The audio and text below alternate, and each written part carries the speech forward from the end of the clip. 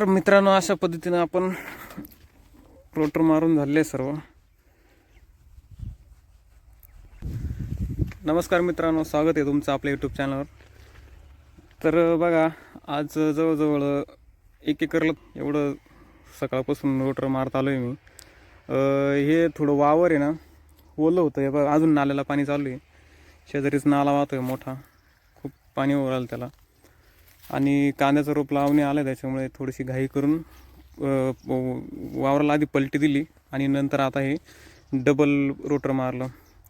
Video बनवण्याचं कारण एकच आहे मित्रांनो, आपला ट्रॅक्टर एस्कॉर्ट 340. शेतकऱ्याकडं अवजार कोणताही असो, त्याचा उपयोग करून घेता आला पाहिजे माणसाला. आता माझ्याकडे हा ट्रॅक्टर आहे एस्कॉर्ट 340. त्याच्यावर मी असं शेतीचं एक बी काम नाही का ते करत नाही.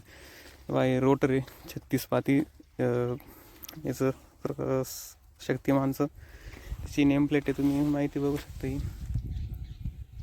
तर मित्रांनो, काय नाही, थोडंसं डबल आता आहे, फक्त डबल करावं लागलं कारण ओलं रान होतं ना, त्याच्यामुळे पलटी मारताना भरपूर असे कडक ढेकळं झाले होते एकदम. त्याच्यामुळे नावेला त्यानं डबल करावं लागलं.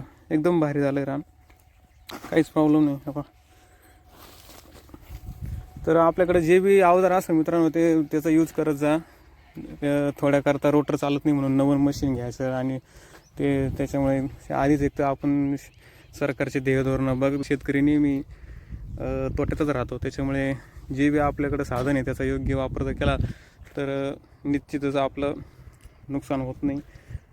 आणि